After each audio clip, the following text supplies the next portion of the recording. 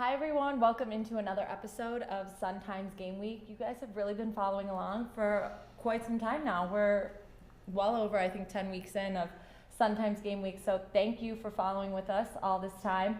We want to thank our content partners, ABC7, as well, for sharing this on their Facebook page. We have a lot of news to get into, so I'm just not even going to skip a beat. Let's get into it. First up, Maine South, Bobby and Sarah. He's back. You have that. Almost back. So speaking with Coach and Sarah after the game, and it wasn't even a subtle hint. It was like Bobby's going to be fresh and back for the playoffs, which means he won't be back this week, but is likely back next week. Mm-hmm. Another one of my main questions for him was, it seemed like after week 2, when Bobby, who was playing quarterback and kind of the jack of all trades for Maine South to start the season, he went out in week 2 against Mount Carmel. At Gately, it seemed for the next couple of weeks that Maine South was really trying to find their stride. That was when they lost to Barrington, their only loss on the season. Mm-hmm. And I tell you what, on Friday night, I don't even think they needed Bobby and Sarah. With Danny Lasik, with Jimmy Bartels, they had plenty of other solutions. Cole Dow, their other quarterback. It actually makes me think that Maine South went from one of the teams that could be in contention to an absolute favorite in whatever path to the playoffs or path to the state title they get into, because they have so many guys now that can play, and add Bobby back in, I don't want to play him. Do we think adding Bobby back in is gonna, I don't want to say disrupt, because that, he is such a positive, player on that team, but because they've been doing so well without him, do you think him being back in the mix is going to be an adjustment that they'll have to, that could potentially be negative, or no? In some situations, I would absolutely say yes. In this one, because of all the guys I just mentioned, Cole Dow can both run the ball, can pass the ball. Bobby and Sarah can do both of those things. Mm-hmm. Danny Lasik, Jimmy Bartels, these guys aren't just running backs. They're not just receivers. They're not just quarterbacks. You can put them anywhere. And when you have kids like that, it's best to have them on the field in whatever capacity that looks like. Mm-hmm. So I don't think so. I think it's actually a huge bonus if you're a Maine South fan or on that Maine South team, especially getting new legs going into the playoffs where people don't have film on him. Mm-hmm. They don't know how you're going to use them. Right. A lot of times the first 2 weeks of the playoffs are some of the most tricky contests you see all year, because they have 8 to 10 weeks of film on you, and they know what you're going to do. So I think if there is perfect time to come back from an injury, it's pretty darn perfect. Another interesting team to take a look at in the playoffs this season will be Lisle, 3A team. They're back in the playoffs under head coach Paul Parpet. This has been a really historic season for that team. For the first time since 1981, they won their conference champions. For the first time in Paul Parpet's 44 years coaching, he's undefeated through 8 weeks of the season, which to a lot of people was a surprise because he's been coaching so long. And, he's never won a state championship, but he's coached some pretty successful teams at Addison Trail back in the day, in the 90s and in the late 80s as well. So it was a surprise to hear that he, is undefeated through 8 weeks, and it being the first time. And for this team, I mean, what they're doing over there is really special, not just, for the kids on the team, but in that community. It's a smaller community, and they're just really amped about what they have going on there. So it's exciting over in Lisle too. So that's a team to definitely check out in the playoffs. Yeah, it'll be interesting. We need to get some storylines for that first day in Champaign now that Phillips has moved up, and they're going to be the second day. So hopefully one of the 4A through 1A teams kind of from our area steps up. Mm-hmm. Now some basketball news. The Jordan Brand shootout, which is, I wouldn't say it's a tradition or anything, but it's happened the last couple of years on the extremely annoying Sunday after state football. So last year was the Navy Pier Ballroom, and it was quite a scene. Nike puts a court down there. All the fans came. We had all these, national stars against Morgan Park and Fenwick and Hillcrest. This year, it's going to be at the XS Tennis Village on the far south side. I'm not sure how many courts they have lined up, but it was several. And, it's got a kind of a angled ceiling. I don't know how they're going to put this court in there, how big it's going to be, where their fans are going to be. But that's where the event is going to be. We know Young is going to play against Fort Bend Elkins from Texas. They have a national top 50 player. I'm not sure who else is going to be in it. Possibly Morgan Park, possibly Hillcrest. I think Fenwick's the other Jordan Brand, but all that kind of stuff changes a lot. But that's going to be interesting. I'm sure it'll be loaded. The fans are really excited about the Navy Pier event last year. I wonder if this one will have the same excitement at a tennis center, but I'm sure Nike will do their best to make sure. Yeah, the Navy Pier event last year, I remember being all the way down in Mississippi and that just being like huge news in Chicago that Nike was doing it. They lit it like so, it was dark everywhere. You know, there's a spotlight down on the court. It was cool, but also kind of ridiculous. So I don't know. I'm sure the kids loved it. Michael thought it was ridiculous, but I'm sure everyone else was super They liked into it. some of it. It wasn't really a good setup for the fans. There was a near riot outside because people couldn't get in, and it was quite a happening at the very least. I guess we'll say that for sure. The other news, really sad over the weekend. You know, we've already had a rough time here just since we've been doing game week with violence in the city, which keeps happening. Anton Shaw, he was a 15-year-old freshman at Foreman, was shot and killed in the Austin neighborhood over the weekend. You know, he was just a freshman, so he had not played for Foreman yet. I talked to the Foreman coach, Brian Rose, over the weekend and said, you know, they were just getting to know him. So he didn't, know what kind of kid he was totally yet, but he was really good friends with Damari Hendricks, who, was shot in the head 2 years ago. So it's just, the Foreman basketball team's just been through an awful lot. So it's going to be tough for them. We'll go out and check on them early in the season. I want to see how Damari Hendricks is doing.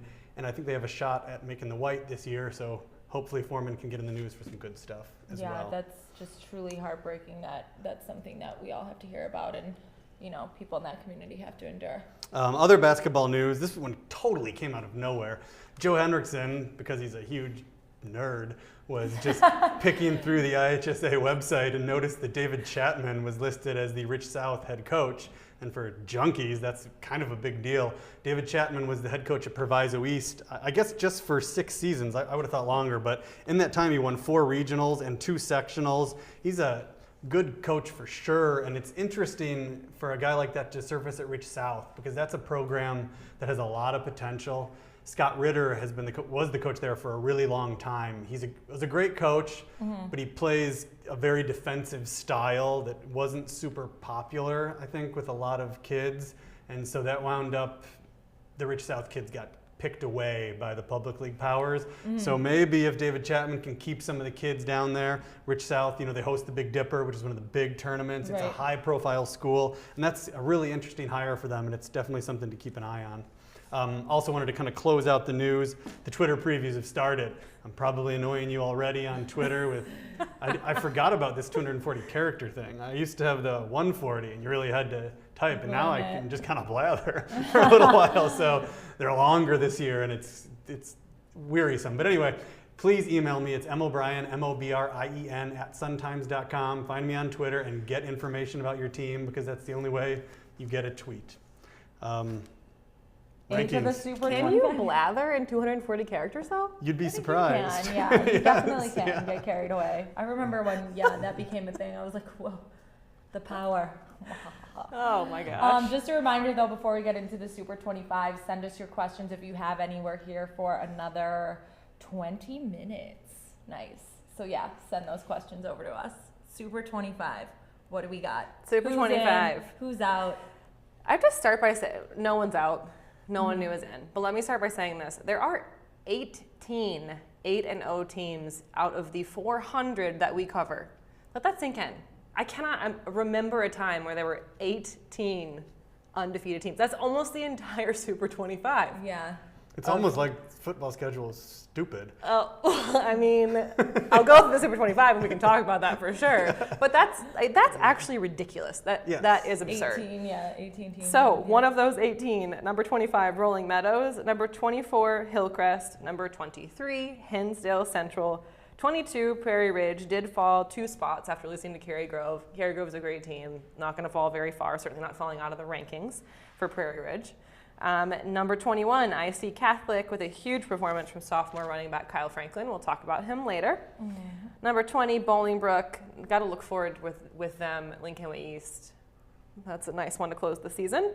19, Wheaton Warrenville South. 18, Glen Bard East, another one of our 18 undefeated teams. 17, Phillips. 16, Glenbard West. Really our biggest movement of the week was Glenbard West falling from 8 to 16. You will notice that Oak Park River Forest did not jump into the rankings. That's because I truly think that Glenbard West is one of the top 25 teams in the area. I don't want to say that was a fluke, but a 10-7 loss to a very strong rival at the last second doesn't seem to me a reason to drop you out of the rankings or to put anyone in. And to be frank, there was no room to put anyone in. So Glenbard West, number Sorry, 16. Great game, but 9 times out of 10, I think Glenbard West probably takes that one home. 15, Oswego East. 14, Willowbrook. 13, Montini. 12, Cary Grove just continues to win, and also a team that I think has potential to roll for the next couple of weeks as well. Speaking of potential, Richards, they have 4 shutouts this season, just of note. I know I keep talking about Richards, but the defense is allowing less than 5 points per game. Another shutout last week, 51-0 against Rivas. 10, Mount Carmel. 9, Nazareth. 8, Marist. 7, Maine South. 6, Brother Rice. 5, Simeon. 4, Homewood Flossmoor. 3, Oswego. 49-0. Another shutout win over Joliet Central. 2, Batavia. They were on the ropes this week for sure against St. Charles North, but came out with a win, still undefeated. And number 1, shocker of the century, Lincoln Way East, as they've been since week 1 of the season. Is there anyone in the state that could beat Lincoln Way East?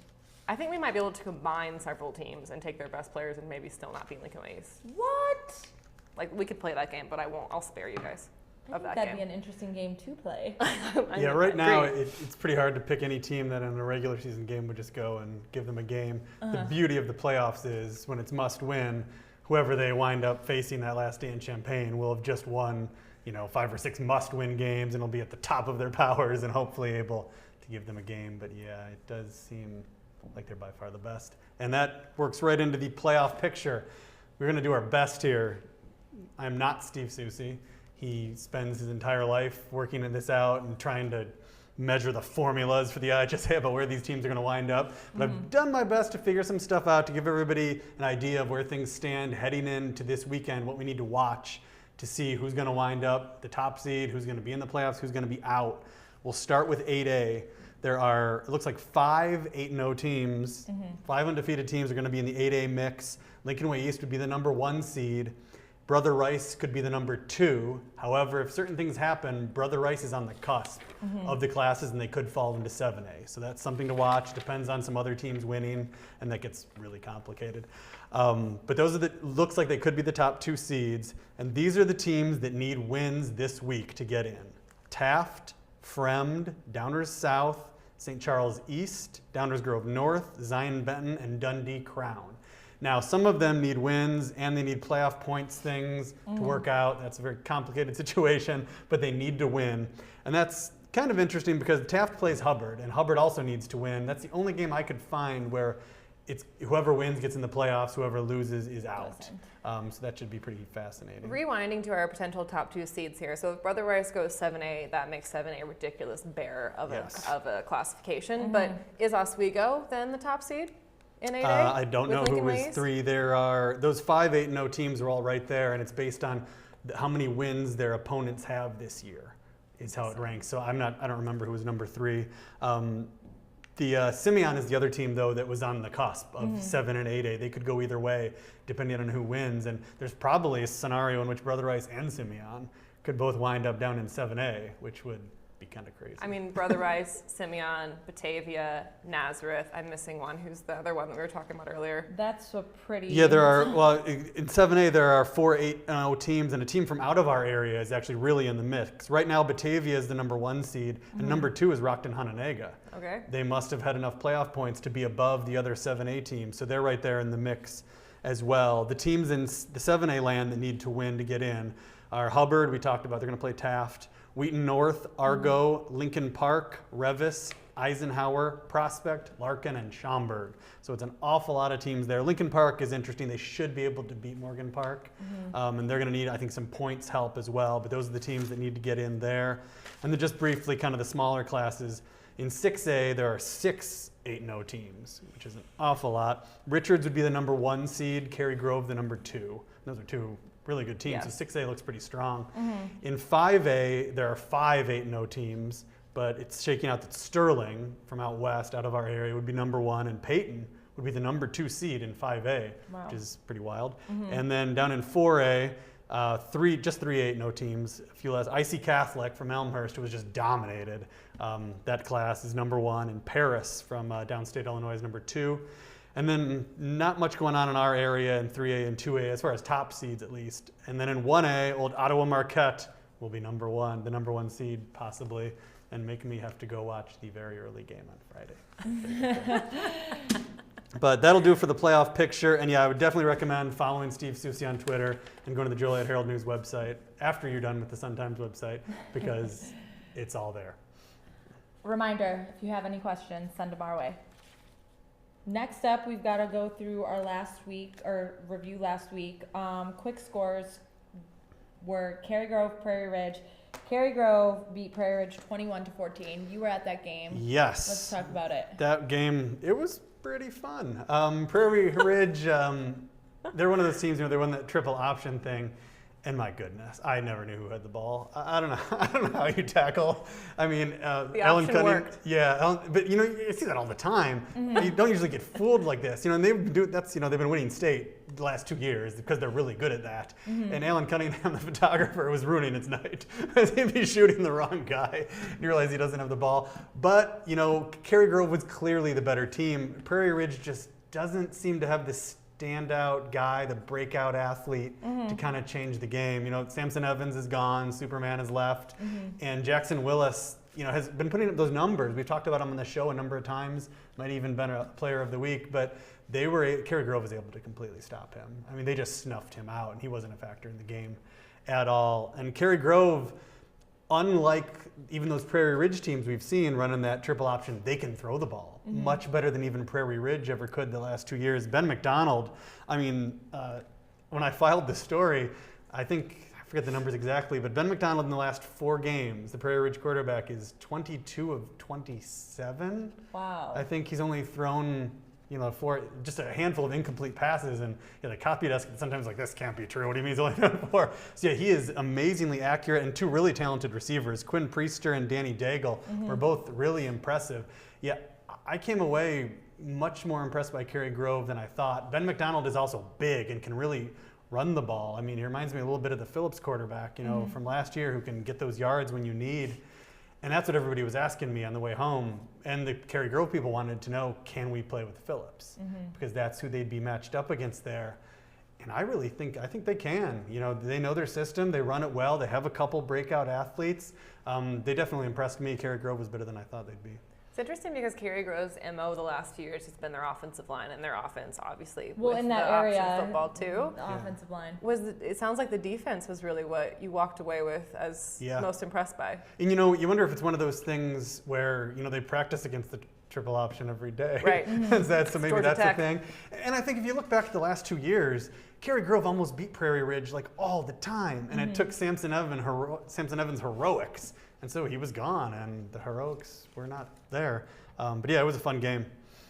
Next up, Maine South beating New Trier 38-21. That was the game you were at. That's where you found out Bobby and Sarah's coming back. So talk about that game a little bit and what you saw on the field.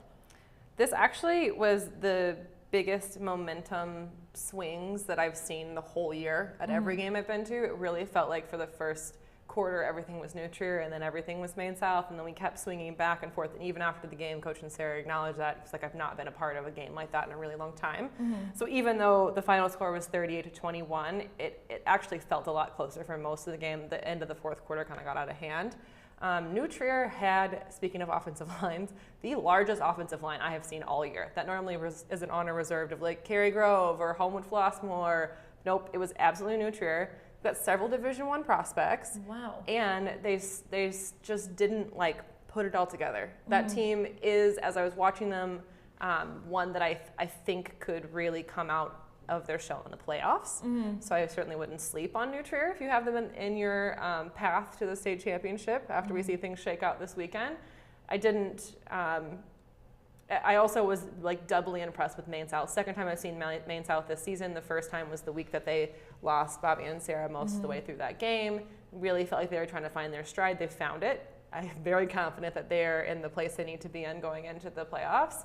And yeah, overall, like, two pretty solid teams, and Maine South has had to have played the toughest slate of anyone, right?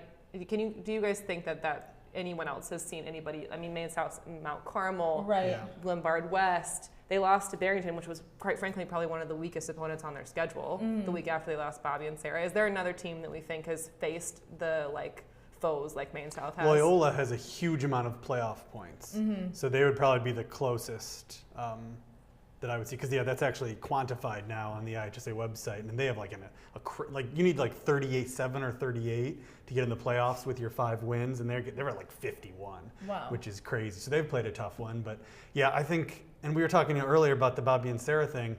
When I saw that week 1 Glenbard West game, it was a little troubling because Bobby and Sarah was the entire offense for Maine Right, South. that's Nobody right. else really was ready to do anything. Right. They are now. Yeah, and so to think about that now, and Cole Dow, who's the guy who has become a good quarterback for them, he started at wide receiver in that game. So he's totally ready. They can go back and forth, and Bobby and Sarah can play running back even, or wide receiver. So it sounds like it's one of those things where maybe having to figure things out without and Sarah Actually ended up doing was them a well. good Well, thing and for in the them. last few years with Maine South, Maine South has had talented teams, and like with Fotis Kokasulis, I hope I said that right, Fotis, they were kind of a one-trick pony. We've seen the same thing from Maine South for the last few years over, and in the playoffs, teams have been able to kind of hone in on that, and that's been their downfall and why they've been knocked out before the state championship game. And this year, I don't know who you'd even key in on. I just named 4 guys with Lasik, Bartels, Insera, and Cole Dow, and I mean that's a quarter of people on the field, right? Yeah. That can make plays in any way, shape, or form you want them. So I've got to think that Maine South has got to be in the conversation, especially if A stacks up the way we think it might with some of those larger teams. Yeah, if Brother Rice and Simeon wind up down in 7A. Yeah, you got to like your chances I like Maine South's chances if that happens for sure. 100%. Next game up was Batavia, St. Charles North. Batavia pulled out a close victory, 27-24. What does that say about St. Charles North? We haven't talked about them a ton this year. Yeah, Batavia admitted that the Batavia coach, Dennis Pyron, admitted that they got outplayed for 24 minutes of that game. So it sounds like St. Charles North is right there. This is the game we were kind of looking forward to all year. We heard it was going to be, some rivalry there. It was, I guess on the last drive, Batavia, it was 4th and 10, 37 seconds left, pass interference call on St. Charles North. And then I heard it went a little wild. Yeah, which is always, So that kept it alive, and then Jack Myers hit Art Taylor for an 8-yard pass with 12 seconds left to give them the win. Very similar to the game I saw against Wheaton Warrenville South, where they had to come back at the end. So Batavia seems to be the kind of team that kind of lets the other team hang around a little too long and then has some heroics at the end. You got to wonder if that's the best way to go about things. I mean, in the postseason, no. Yeah. So Not so I'm much. wondering, I mean, they keep coming through at the end, but I mean, if they lose that game if they don't get a pass interference call on 4th and 10 with 37 Right. seconds left. And so that could be a little troubling, because we've kind of talked about Batavia being a monster. I mean, we think they're very good, but and these aren't great teams, St. Charles North and Wheaton Warrenville I think South. St. Charles North is a pretty darn good team. I mean, they seem to be, but it's not Brother Rice or Simeon or Maris. It's not one of the 18 undefeated teams this yeah. year, certainly not. So But that's I do interesting. think that St. Charles, we talked about this last week a little bit, that we felt that this could be like a trap game a little bit Yeah. for Batavia. St. Charles North has one of the best athletes in the area in Tyler Newbin. They've got kids, and I actually think St. Charles North, after seeing this game, I kind of had the opposite take on it. It's like, dang, I think St. Charles North might be like primed and ready to go for the playoffs too. So we'll see. We'll see. Is it Batavia or is it St. Charles North? And they've got another, St. Charles North plays Wheaton South this week, so that'll be a good test for them. Next up was the Oak Park Glenbard West game, which the first half was just sleep-inducing hell. It was really bad. I mean, just nobody could gain any yardage or get any first downs. There was no scoring. I took no bad Twitter videos. It was lousy. And then the second half, it got pretty good. Keith Robinson just busts out this 72-yard run. It was one of those runs where he gets through the line of scrimmage, which had not happened all game for anyone. And then he just looks around and there's nobody left in the whole field. And he just takes off the whole way, and that kind of opened things up. But then it needed a 41-yard field goal. Henry Darrow. I mean, high school football, 41-yard field goal is... That's impressive. That's no Nice job, guaranteed Henry. thing with like the whole crowd. You're in grass, which kids these days do not play. He hadn't kicked a field goal on grass all year. You know, that's a much different feeling as well. So that's a huge win. The Oak Park people celebrated like I had not seen anybody celebrate in a long time. They were very excited about this win. And I don't know, Beth, I think I'd take Oak Park over Glenbard West most times. Again? Oh, really? Yeah, I'm You going don't to think that disagree was a with you fluke? there. Not even Glenbard West, they're at home and they can't score. Well, I mean that's kind of you just described Glenbard West in a nutshell with no one getting past the line of scrimmage. We've seen them win games 3-0, right? Yeah, it's just that. Yeah, it's the second time I've seen them this year, and they just struggle to score so much that you really wonder. And you think with a kid like Taekwon Cox, who is Yeah. very electric, had 129 yards. Right. apparently there were three at a time. Yeah, it just So I don't. And he almost broke a punt return as well, and he's always dangerous with that. But they just Couldn't get on the I don't board. know. We should mention Cedric Cheatham, the linebacker. He's one of those kids that you just noticed right away. He's screaming at everybody what to do, making huge tackles. He was like the force on Oak Park for defense, really shutting down. I mean, clearly he didn't shut down Taekwon Cox, but they just never let him break loose. I think the furthest run he had was 12 yards. He had one 12-yard and one 11-yard run, and that was it. Everything else was shorter. So I was really impressed by Oak Park. Nice job, Oak Park. Our last game was Rolling Meadows, Hershey. Rolling Meadows 38, Hershey 35. We've also got to get into our player of the week. So any comments on that game? 38-35. Rolling Meadows had never trailed all year and then had to come back in this one. It was an offensive explosion, 880 total yards of offense. Charlie Svoboda, 9 catches, 108 yards. He had 5 catches on the game-winning drive for Rolling Meadows. And so we've talked some MSL. I feel so bad. We've hardly mentioned the MSL all year. Rolling Meadows is in the Super 25. Yeah. That counts. Yeah, but we just haven't talked. And we didn't go to that game. But anyway, yes, Rolling Meadows, watch out. Maybe they'll do something. It's like a renaissance for Rolling Meadows. They've got one of the best best basketball players in the state, period, in Max Christie. So things are happening in Rolling Meadows. Player of the week. Break down who we've got and what your thoughts are on each of them. All right. Number 1, Batavia. In 4 minutes. We have in 4 4 minutes. minutes. I hope I can do that. You got it. More than I have 1 faith in minute you. per person. There's 3 guys this week. Batavia quarterback Jack Myers. So we talked a little bit about his performance already, but I'll give you some stats. He had 3 touchdowns all in the second half, one with 12 seconds left after that call that Michael mentioned, for a 27-24 win at St. Charles, or versus St. Charles North, 153 yards through the air. For a team that is really defensive heavy and where most of their all-stars are on defense, really impressive performance from Myers. IC Catholic, sophomore running back. I feel like that's a theme this year, Yeah, we've sophomore seen a lot running of backs. that. Kyle Franklin, 4 touchdowns, 278 yards, and a 54-20 victory over St. Francis. He already has 1,000 yards this season. You're only a sophomore. Watch out, world. It's as if IC Catholic needed another force to be reckoned with. They've got it in Kyle Franklin. And then our third option for player of the week is Nazareth athlete Michael Love. We've talked about Michael Love a little bit. The reason why he's on this list is because he recorded 68 yards rushing, 72 yards passing, and 2 touchdowns. So he did a little bit of everything as he does every week for the Roadrunners. And I'll ask you guys first. Who would you pick? I mean, my pick goes to the sophomore running back, Kyle Franklin. Seems to be a That's theme. just The sophomore quarterback, the sophomore running back. When you're that factors in your age, your experience on the football field. To me, that plays a role. So Kyle Franklin putting up those numbers as a sophomore, that's impressive. I'll go with him as well, but maybe we should watch. Maybe that's the game everybody wants to see. IC Catholic against Lincoln Way East.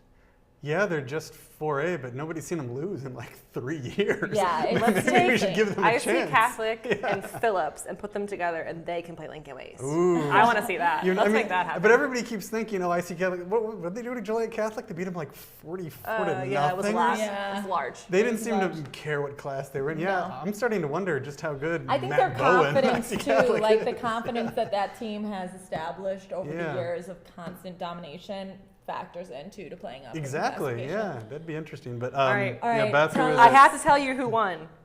Although I do really appreciate Kyle Franklin's performance. Ah! You got 2 more years, Kyle. Plenty of time. You know who doesn't have 2 more years? Batavia quarterback Jack Myers. He's our player of the week. You cannot, undefeated season on the line. Give a sophomore the credit. I will give us a. Hey, you were She nominated. hasn't yet. He Nominated. skillfully got that pass interference call. he apparently skillfully got a pass interference call. The reason why they won that game was Jack Myers. Okay. The reason why they won that game and are still undefeated on the year was Jack Myers, and that's why he's their player. I would argue the reason why IC Catholic won would be 4 touchdowns from a sophomore running back named Kyle Franklin. But she gets the pick, so... And 1,000 yards on the season. I have a feeling Kyle will be in conversation for the rest of the year. You know, it was another interesting about that game that I read about the Batavia, they didn't use everybody both ways like they had. And they thought that it paid off because St. Charles North had a lot of kids going both ways. So I wonder if we'll see less of, Michael Janzi at running back. That's so disappointing. It is, yeah.